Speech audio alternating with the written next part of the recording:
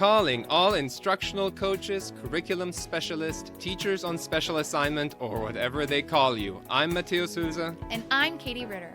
As instructional coaches, we are often responsible for our own professional learning and can sometimes feel pretty isolated in our role. That's why we're here, bridging the gap with a wealth of tips, tricks, and building a community of coaches. So hit the restart button with us. Recharge your coaching batteries. And hopefully you'll leave feeling just a little bit less on your own coaching island. Welcome back to the Restart Recharge podcast, where we're dedicated to bringing you insights and inspiration to invigorate your educational practice. Today, we have a very special guest, Dr. Jorge Valenzuela. Dr. Valenzuela is a performance and education coach, author, university instructor at Old Dominion University, and speaker at Lifelong Learning Defined. He empowers educators to lead with confidence and teach more effectively through his expertise in instructional innovation, action research, PBL, STEM pathways, entrepreneurship, and essential life skills. With the partnership with Corwin, Dr.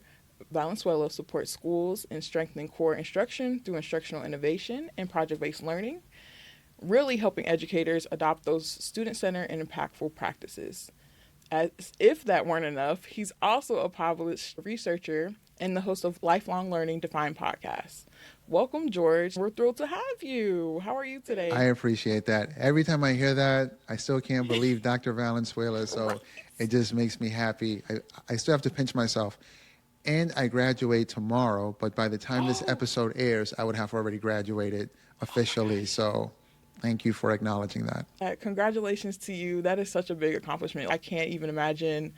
You've gone through so many different amazing experiences in life. So I feel like that's a great way to introduce. We have a large audience of different technology coaches, instructional coaches, and we would just love to hear about you and your background in your field just to get this conversation started. Who is Jorge, and what should we know about you to get this thing started?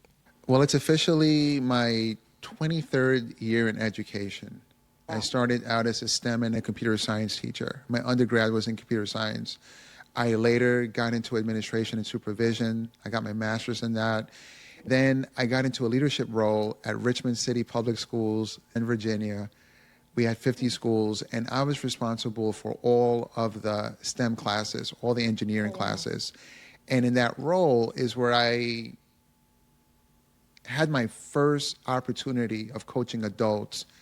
And I realized that sometimes from central office, we're asking teachers or we're telling them to do things that we don't know how to do ourselves.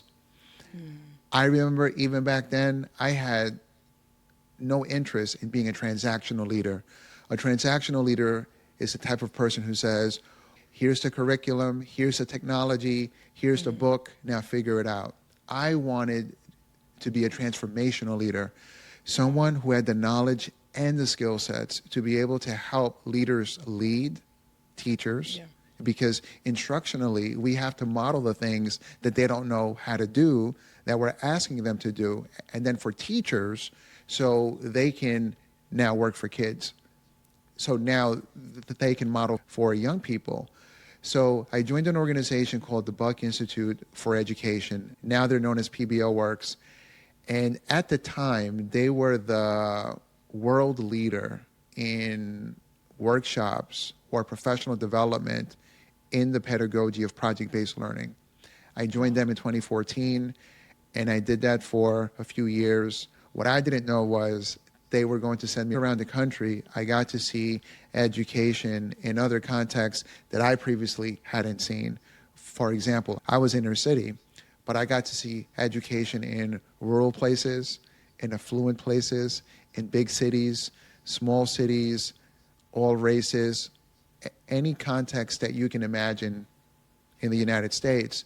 And so I developed the know-how for how to differentiate my message of project-based learning, of STEM and computer science, ed tech, good leadership, all these different things into being able to transform for my audience and give them the pieces of the message that they needed, but most importantly, in the way that they can understand it.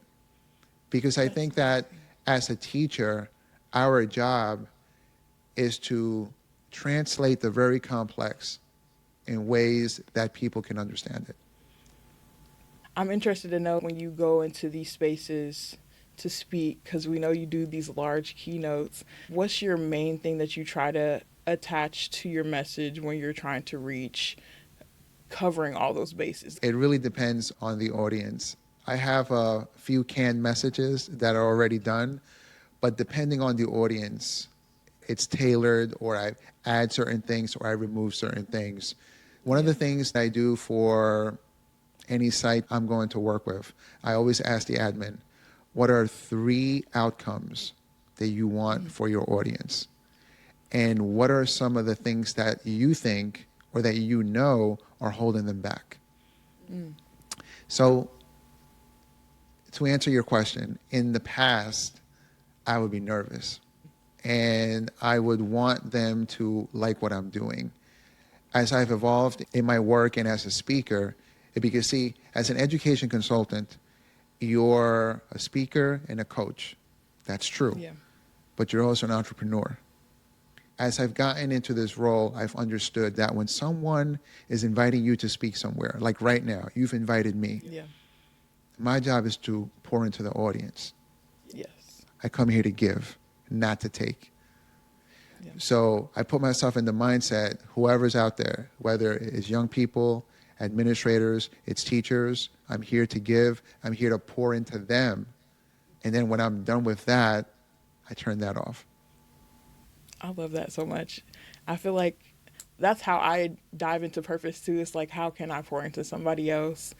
And being that we have such a large audience of coaches, I know we have some new coaches that have just come in and they're nervous. I was just in the classroom, and that's how I came into my role. I was like, I've been in the classroom for 6 years. I just started this coaching role. How am I supposed to reach these veterans that are been doing it for years? They're looking at me like, who is this young child trying to tell me what to do? So what advice would you give new coaches that are coming in? They're trying to have conversations with their admin and make change. Like, what advice would you give them? All right, so it's twofold. For anyone experiencing anxiety, fear, things like that, that's a normal thing. There's research that shows that the thing that people fear the most, even more than dying, is public speaking. Public speaking just means you're the center of attention. So that might be speaking on a podcast, it might be speaking on a stage, it might be having a difficult one-on-one conversation with someone, but anywhere where you're the center of attention. The only way to get rid of the fear is repetition. Repetition is the mother of all skill. Aristotle said, you are what you repeatedly do. I don't think that we were meant to be the center of attention.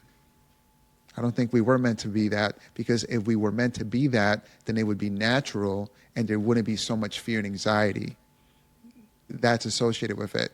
All I have to say is practice, practice, practice, and eventually it'll become a part of you. Number 2, we always have to ask ourselves, am I the right person to be giving teachers feedback? Do I fully understand what they need? And if we do, that's fantastic, that's phenomenal. But if we don't, we have to be honest with ourselves. And then all we have to do is work on the things that we need to work on. Maybe 1 or 2 strategies a month. And then after 6 months, now you got 24 strategies. After a year, you got 48. That's what I did. I have always been very honest with myself, and I've always said to myself, well, you're really good at this, but this is a piece that you need work in. And I'll just give you an example. In my work, I've seen 3 types of teachers. There's a teacher who's all that. She knows she's all that. A lot of times she knows a lot better than the person giving her feedback because she's been teaching a long time. Yeah. So you can't give them feedback in a way where you've exposed yourself and she knows that you don't know what you're really talking about. Yeah. Now what you've done is you've offended this person. And to get them back is hard. Now you've got the type of teacher who might think they're all that, but they're really not. Yeah. They might do some things well because everyone knows something, but they overvalue themselves. They think, well, I'm God's gift to everybody. This person, they need a nudge. And we have to be mindful of their pride, of their ego, things like that. So the way that we give them feedback should be done in a way where we keep it very cordial, very respectful, still say what we have to say, but we have to actually build a relationship first. Yeah. Because if not, we'll lose them. And then there's a beginning teacher or a struggling teacher, someone that really just doesn't know what to do. And we have to, in this moment, remember when we started and empathize with them in their journey. I would say, don't hold people accountable for what they don't know. Yes. Hold them accountable when they don't want to know. That's good. Oh, that's so good. Okay, love that. All right. Restart Recharge podcast. We are going to take a quick break.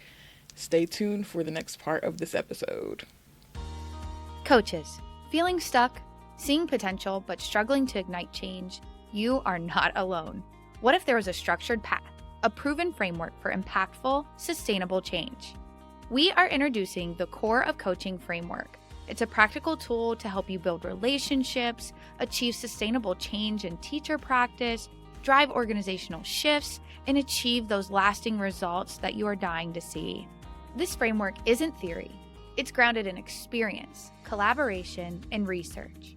We've partnered with leaders and learned from coaches nationwide. It's a data-driven tool to help you guide systemic change at your organization. Download the Core of Coaching framework for free at forward-edge.net/core of coaching.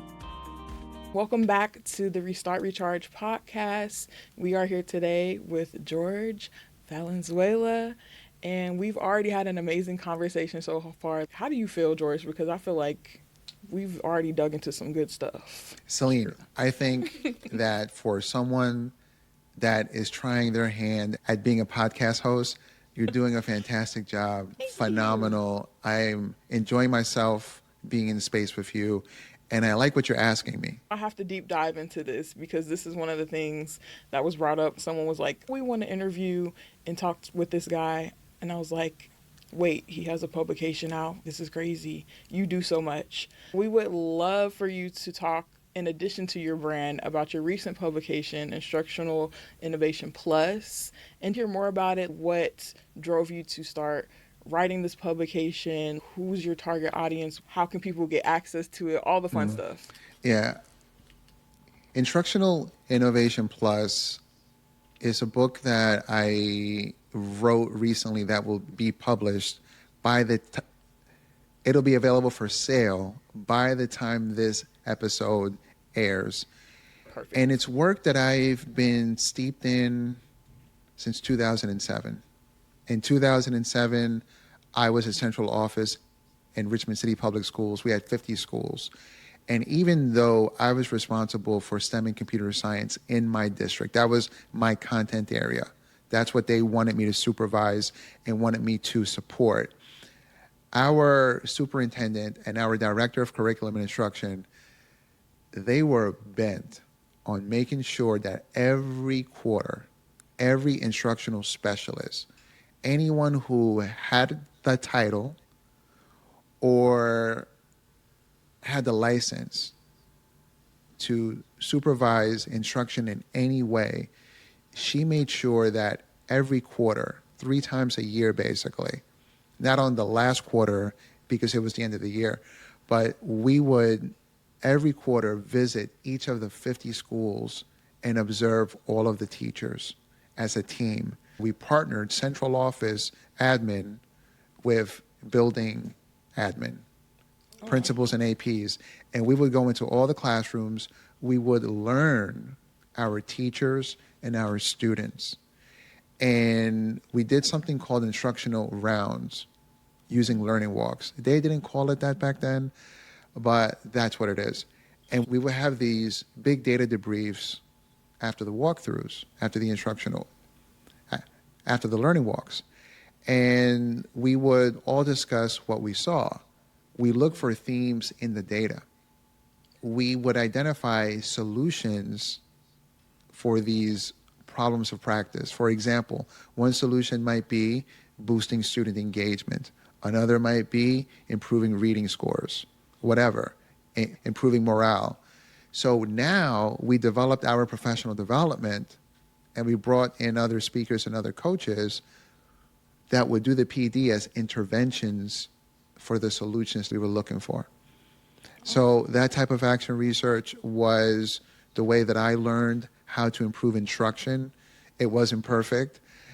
And then I got into the PhD program, and then I learned the science behind research and a lot of the strategies that we were working with teachers on, what I was learning in PBL with the Buck Institute. So then it made it easy for me to now be able to put things in the right buckets. Here is your core teaching. Here's your instructional strategies. Here's your educational technology. How are they integrated? If you're a leader, how do you support this? All these different things. So that's my gift, I think. I'm able to organize research, theory, of course, and all these different things, tools and strategies, what's for planning, what's for how to facilitate, and then be able to break that down for the audiences. When I became a national coach, I realized back then, in 2017, that all the schools don't really need STEM and computer science. Not that they don't need it, but not all the teachers need it. Teachers need confidence in their teaching. That's the first thing. And they need to be able to take what their scripted resources or whatever they've designed, and on a daily basis, take the objectives, whatever it is, and be able to map a lesson each day. Yeah. And then they need to understand how to facilitate that lesson using high-yielding strategies. Building relationships with kids, of course, first thing. Having high expectations. Being able to now differentiate for who's in front of me. And then when things don't go the way that I want it to go, how do I manage myself? So once I started to understand that what worked in Richmond, a piece of that is what's needed around the country, I was able to convince a few superintendents, a few directors, because I had the receipts, how can we do this in your district? So if you look at Corwin's website, who's my professional development partner for Instructional Innovation Plus, you'll see that there's a table of contents, and it's got a breakdown of each of the chapters. Part 1 is all about preparing for instructional innovation. Part 2 is the actual model and the steps that a teaching team or a PLC, whatever type of collaborative team is in your school, would take through the process of identifying what the problems are, having a problem statement, where we are, where we want to go, how we think that we're going to get there, visiting classrooms, doing the rounds and the learning walks. Then step 3 is now doing a data debrief, making sure we're on the same page. Then step 4 is designing PD strands for the administrator, for the beginning teacher or the struggling teacher, for the seasoned teacher, milestones, because sometimes you can't do it all in one shot. And then step 5 is implementation and more data collection. Now we're looking at the perceptions of teachers, their beliefs, their attitudes, confidence, self-efficacy, all the things we need to know to improve what we're doing.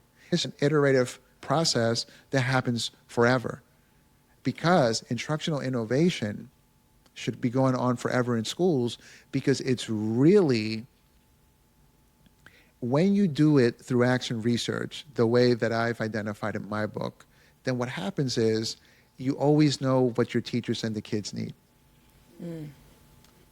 If you look at the chapters as in a table of contents on Corwin's site, and if you Google each of them, you'll see an article on Edutopia that I wrote a long time ago. As I do my work, I write it up, I put it on Edutopia so other teachers, other administrators, they can learn what to do.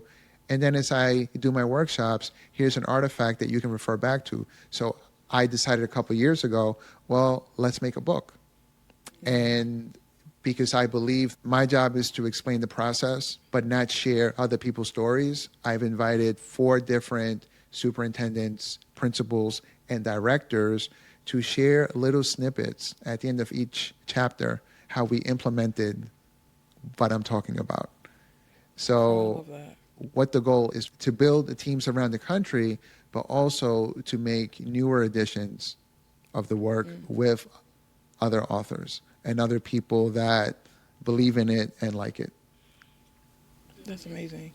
And I feel like I'm just going to draw back to one point you made about building teachers' confidence. For me as a coach, I'm always thinking about different ways, not necessarily to lighten their load, but to encourage them to use some of the things available to them, especially now with all the tech and the AI, and even just in their basic daily practice, taking away things that are adding more stress, but also engaging the students. That's been such a huge topic. How do we keep our students engaged because they're accessing all this new technology in their everyday life? What are some ways that we can, in addition to reading your book, what are some ways that we can encourage our coaches to not only engage in what you've published, but we can help our teachers build confidence in their practice in today's age? So what I see online is a lot of performative behavior, language, videos, podcasts, where a lot of people are just saying what's trending right now, what's popular right now. And I think that if we focus more on what we're doing, like everyone's using AI, everyone's using it, but what are you using it for? So I use it for content creation. I use it for therapy sometimes. I use it to map my meal plans in the gym. I use it when I'm trying to understand an email, when I'm trying to understand what the underlying message that someone wrote me, what are they really trying to say? So now that you're using it in this way, personally or professionally, guess what? Other people need that too.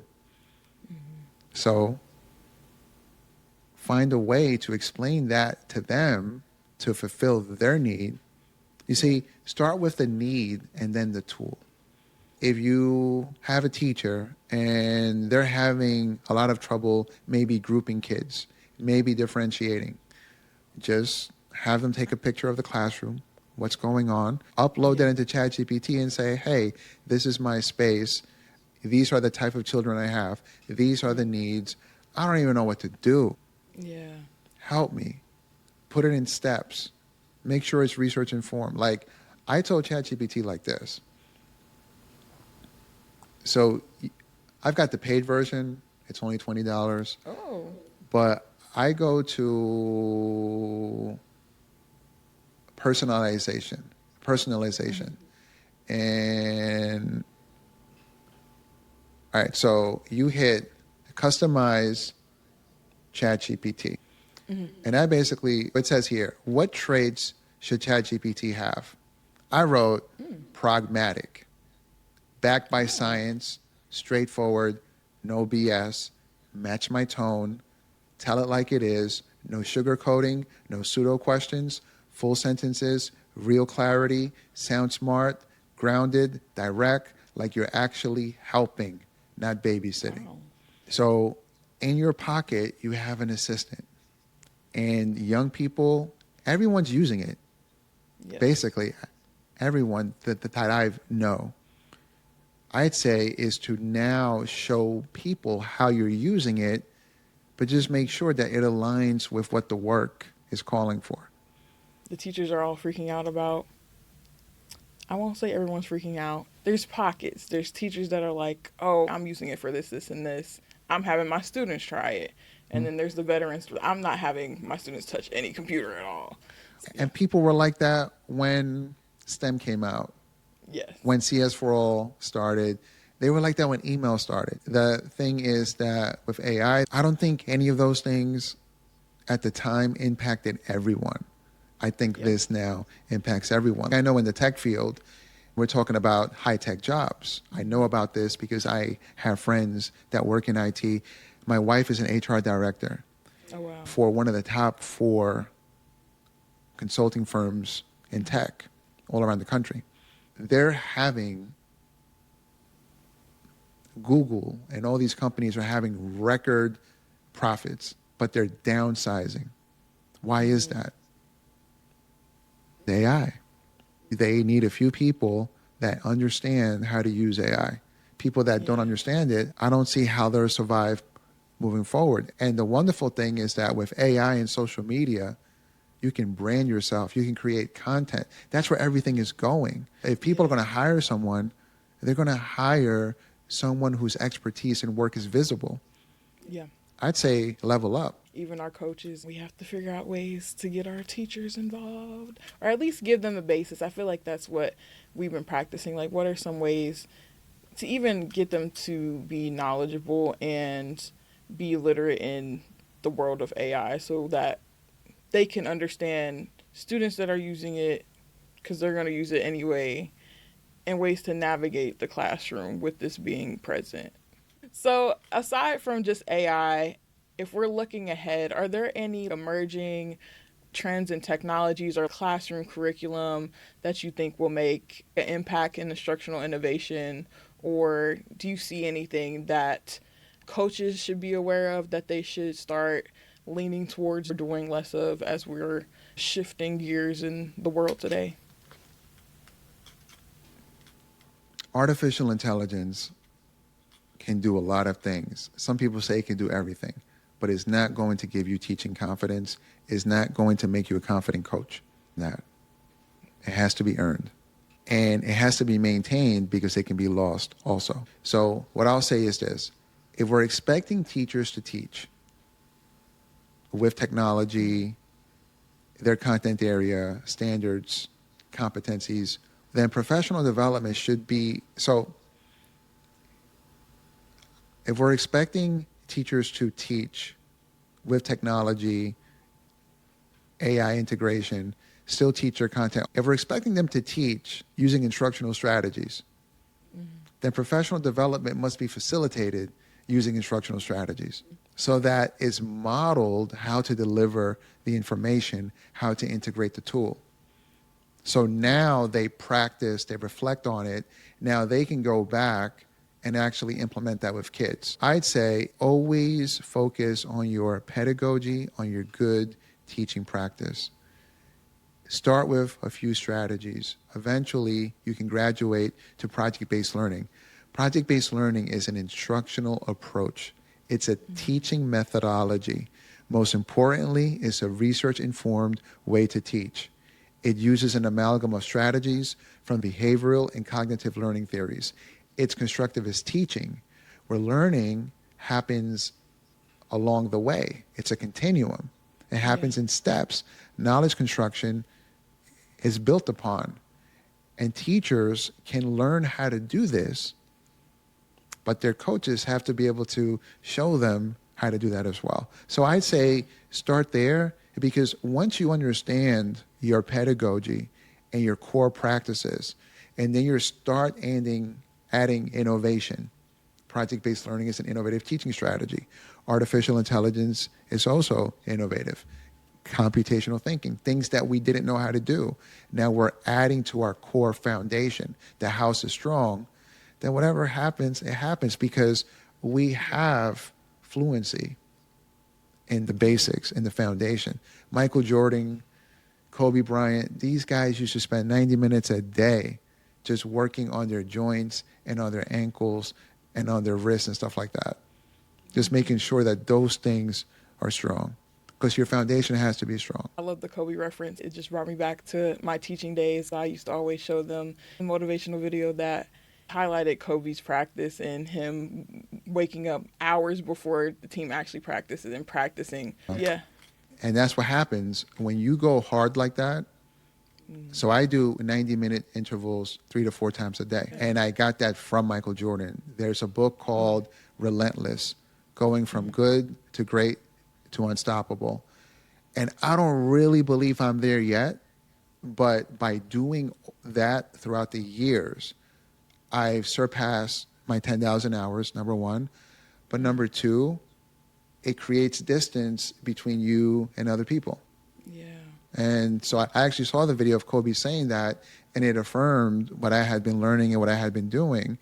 And even now, right, you gave me a compliment, like you're such a great speaker.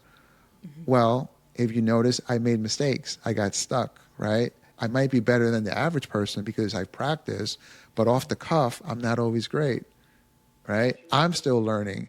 But the more you do, the better you get. And most importantly, you get confidence because you know what you're doing and what you're saying. Yeah. So even if you mess up, you give yourself grace. Thank you so much for that. I feel like there's so much more I want to talk about, but I'm not going to keep you here all day because I probably could talk to you all day long. So I'm going to give you a couple more additional questions as we slowly wrap up. First question is actually, let's go back to the book. You said the book's coming out soon. Well, I have 2 books. Instructional Innovation Plus, you go to Corwin.com or you go to my website, lifelonglearningdefined.com for a signed copy. And I have another book that's a second edition, Project-Based Learning Plus. And PBL Plus, it focuses on essential life skills, on career readiness, emotional intelligence, artificial intelligence integration, things that weren't fully explained in the first edition. Now it's in second edition. That's out in July. Again, on Corwin.com, who's my professional development partner for both of these programs, Instructional Innovation Plus, that's for leaders, and Project-Based Learning Plus, that's for teachers. Or you can go on my website, lifelonglearningdefined.com, for a signed copy. Okay, next question. 3 tips when building a strong data-driven community amongst educators that you think you could give to coaches. First thing is you and your team need to become a cohesive teaching team. And what I mean by that is that you're all on the same page. It doesn't mean you all agree with each other on everything, but it means you're on the same page.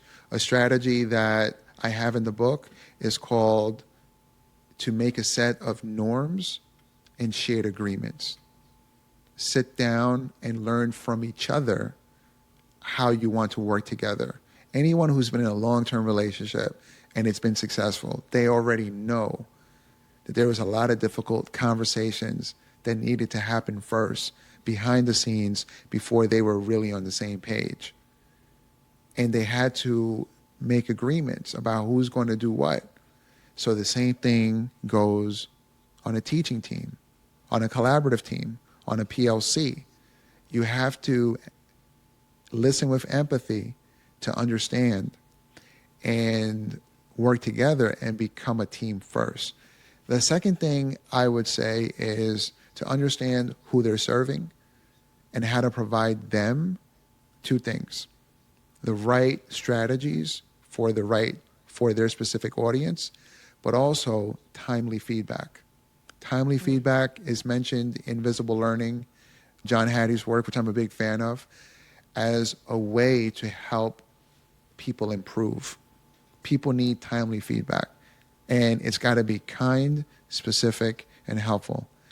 And then the third thing I'd say is to give people feedback. Well, that's the same thing, right? Well, I'll say this. Stick to giving people feedback, not pushback. Whoever you push back on, just know they're going to do it right back. And if they're intimidated by our position or status, they'll do it behind our back and ruin our programs. That's just reality. A lot of people say, well, I'm going to keep it real. I'm going to keep it 100. I'm going to do this. Yeah. Well, you can do that. But what works in the street, what works for you in your daily life may not work in your professional life because the same rules don't apply there. So you got to be mindful of what you're doing. That's very true. True. Perfect. Okay. So to close out, a couple other additional ones, and you can pick. Is there anything coming up that we can, like, where can we find George next? Or are you going to be somewhere? I know you've been highlighted in ISTE before. Or do you have a favorite moment, keynote that you want to share with us? Any of the fun things. And you also shared with me your dissertation. Would you like to share more on that? So on my dissertation, because computer science is my teaching license, it focuses on integrating computational thinking into K through 12 instruction. So that's what it focuses on. and we found some really good insights. This summer, I'm happy to say that I'm booked practically every week. I'll be somewhere. My 2 highlights are this. I am the MC at the ISTE Leadership Exchange. So I'm really happy about that. I'm very proud about that. I get to lead 300 leaders in ISTE, so that's an amazing thing. And number 2, I will be speaking at Visible Learning at the conference. So I will get to engage with the Corwin audience for the first time since our partnership started. So I'm really excited about everything ahead. I'm just being present as much as possible. There's an old Eve song. It's called Blow Your Mind. And she said, It took a whole lot to get me here, and I'm going to take my time. So I'm just being patient, being humble, being appreciative, understanding what's going on around me, knowing who's who, see who claps and who doesn't, just to understand, where I'm at. And that's it. But just being very appreciative of everything. It's taken a long time. And we're so excited for you and your journey and where we can catch you next. Thank you so much for joining us today, George. Is there anything else you'd like to share with us today? No, nothing I would say about the work, but I would say the most important thing in life are relationships. It starts with self, the people in your home, and then whoever you call family, and then everybody else. So just make sure that you keep your side of the fence clean, you do right, you are good to people. Yeah, that's it. I agree. All right, George for president. No, I would vote for you. Thank y'all so much for joining us today on the Restart Recharge podcast. We had Jorge Valenzuela join us today. It was an immaculate time, and I hope you enjoyed today's episode. Please make sure you like and subscribe, and stay tuned for our next episode. Thanks for spending time with us today. If you found this episode helpful, please share it with an educator friend. And connect with us on social media at RRCoachCast to let us know what you thought of the episode and what topics you want us to discuss next. New episodes drop every other Tuesday. Be sure to subscribe to Restart Recharge wherever you listen to podcasts. So press the restart button, Recharge your coaching batteries, and leave feeling equipped and inspired to coach fearlessly with the Restart Recharge podcast. a Tech Coach collective.